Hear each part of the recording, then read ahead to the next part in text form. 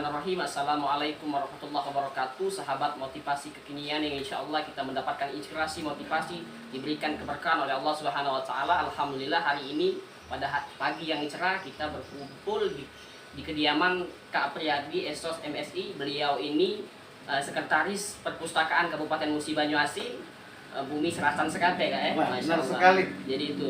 Alhamdulillah kita hari ini akan membahas, menggali potensi beliau ini karena luar biasa rekam jejak beliau ini. Tergolong masih muda, cuman karir beliau melejit pesat. Mungkin bisa jadi Bupati Banyuasin aja. Musi Banyuasin. Nah, baiklah Kak, boleh perkenalkan dirinya dulu. Apa namanya, bekerja di mana? Oh ya. Itu boleh. Asal pendidikannya di mana boleh. Oh gitu.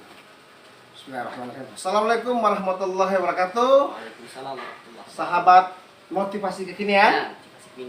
Selamat pagi menjelang siang hari. Pada hari ini hari Minggu, hari libur. Saya hari ini kedatangan kawan-kawan dari motivasi kekinian, ya, berbagi cerita ya, Pak ya. Berbagi cerita ya. Sebelumnya saya mengenalkan diri. Nah, tadi sudah disebutkan nama lengkap saya Apriyadi. Saya sekarang bekerja diamanahkan sebagai sekretaris Dinas Perpustakaan dan Kearsipan Kabupaten Musi Banyuasin. Terus pendidikan saya pendidikan di Palembang ya, di Universitas Sriwijaya. Terus juga sudah berkeluarga, anak 2, sudah sesuai program pemerintah. Kalau ya. istrinya berapa? Istrinya satu. Ya, istri saya 1 ya, satu-satunya itu insya Allah ya. Ya, terus lagi itu aktivitas saya kan, aktivitas saya ya bekerja di situ di Pemkab Musi Banyuasin. Ya, itu ya seperti biasa sebagai seorang ayah dan sebagai seorang suami. Jadi memang ya sudah suatu pasti ya. Saya kira ya era ini ya era globalisasi dengan perkembangan teknologi. Jadi digitalisasi ini semakin mempermudah mengakses informasi kan. Nah, jadi ya mungkin berkurangnya ya membaca buku-buku konvensional ya, mungkin berkurangnya kunjungan perpustakaan konvensional kan. Nah, banyak upaya-upayanya menghadapinya. Bagaimana kalau untuk menghadapinya itu ya mulai mungkin dari usia dini. Dari usia dini dari lingkungan keluarga. Jadi ada batasan-batasan untuk anak-anak untuk mengakses mengakses informasi ini ya melalui internet dan media sosial lainnya. Jadi mungkin kita batasi usia dini, balita belum dibolehkan untuk memegang gadget ya, gawai ya, smartphone ya. Terus lagi untuk anak-anak juga kan ada pembatasan-pembatasan ini. Ada pembatasannya ya, mungkin lihat video-video konten-konten yang khusus ya, yang khusus untuk anak-anak. Nah, itu dari lingkungan keluarga ya, pengawasan. Dari lingkungan pendidikan, dari awal dari lingkungan pendidikan kita biasakan anak didik kita untuk membaca. Baiklah, jadi kita lanjutkan lagi bahwasanya sebenarnya benar kata Kak Apriyadi, jadi kita tidak malas baca karena setiap bangun pagi mungkin belum sholat kita sudah buka HP, sudah buka aslinya karena anak-anak kecil sudah main HP, sudah punya HP, jadi mengakses sesuatu itu dengan mentah-mentah saja. Gimana ya, Pak? Itu tadi peran orang tua, keluarga. Diawasi. Mereka diam sendiri. Sekarang kita takut anak berdiam diri dalam kamar. Kalau dulu kan takut anak yang di luar rumah. Sekarang takut dalam rumah, di dalam kamar. Diawasi.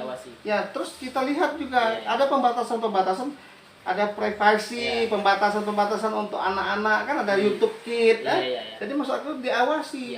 Terus lagi memang usia yang pantas untuk mengakses smartphone itu, gadget itu. Benar. Ya, kalau balita tidak usah, saya kira tidak perlu. Jadi sesuai dengan kebutuhan mereka. Sesuai kebutuhan mereka. Dan orang tua, keluarga punya peran tanggung jawab di rumah. Benar. Jadi luar biasa. Jadi kita punya tanggung jawab, mungkin bisa dibikin aturan di rumah kan, jam sekian boleh nonton, jam sekian baca kan, belajar. Jadi terstruktur ya. Ini luar biasa. Nah, maka ini menarik untuk kita gali lagi Nah, mungkin sebelum kita tutup ada satu pertanyaan lagi Kak. Itu literasi yang bagaimana Kak yang cocok untuk kita berikan di era milenial ini Kak? Literasi digital. Digital. Artinya tadi saya bilang tadi, budaya digital, Digital. etika digital, keamanan Keamanan digital. Jadi kita terus lagi kecakapan digital, itu ya, Iya. bagaimana memanfaatkan media-media Iya. sosial ini dengan cerdas, Cerdas, bagaimana berinternet dengan sehat, itu. Nah itu banyak literasi Literasi, ya. dalam masukkan dalam kurikulum pendidikan itu. Jadi karena saya bilang kemajuan teknologi ini keniscayaan sudah pasti ada percepatan, ada dampak positif dan ada dampak negatif, yaitu jadi tidak bisa kita hindari. Jadi bagaimana kita menyikapi, memanfaatkan alat ini untuk mempermudah lagi ya mengakses informasi itu. Jadi kita semua punya peran. Nah, termasuk dia kawan-kawan penggiat media sosial juga berperan. Jadi Yang akan datang. harus memberikan manfaat, jangan hanya kata beliau ini jangan hanya bisa menginginkan biar di follower banyak ataupun digemari orang, tapi harus memberikan manfaat karena tugas kita ini memberikan nasihat atau memberikan ilmu untuk orang kan, bukan sekarang ini mohon maaf kita mencari sesuatu dengan instan. Nah, tidak bisa dengan instan, maka harus mengedukasi seorang. Maka tugas daripada akademisi, para pendidik terutama di sekolah, di kampus artinya menyiapkan sesuatu yang bisa membangkitkan anak-anak muda, siswa ataupun mahasiswa untuk lebih berkembang lagi. Jadi anak-anak muda ini membaca yang lebih produktif lagi. Tidak hanya membaca yang sifatnya menghibur.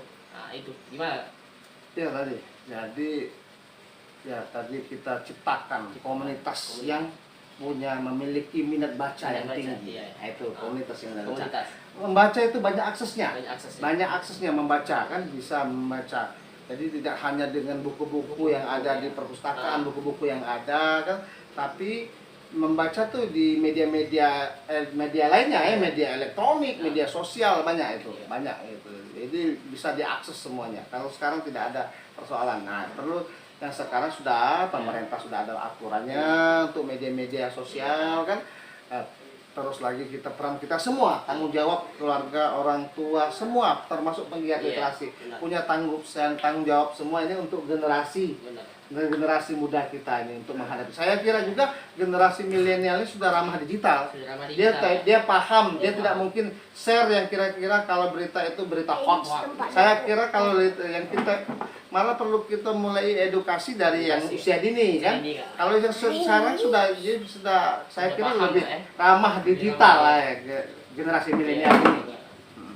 Jadi luar biasa artinya yang generasi yang agak ke atas itu lebih paham. Nah, jadi dan juga bahan bacaan ini tidak terbatas tidak terbatas sesuai dengan keilmuan. Kalau misalnya agama saja, jadi luar biasa harus luas ruang lingkupnya Jadi itu saja mungkin alhamdulillah telah dapat wejangan dari beliau, secangkir ilmu dari beliau, mudah-mudahan bisa kita aplikasikan di rumah, di lingkungan, di keluarga sehingga anak-anak kita lebih giat lagi belajar, menambah wawasan, menambah kemampuan sehingga bermanfaat untuk bangsa, umat dan juga khususnya agama. Terima kasih, jangan lupa like, share, comment, and subscribe karena ini bagian daripada dakwah kita untuk mengingatkan orang agar senantiasa memanfaatkan waktu yang sedemikian singkat ini.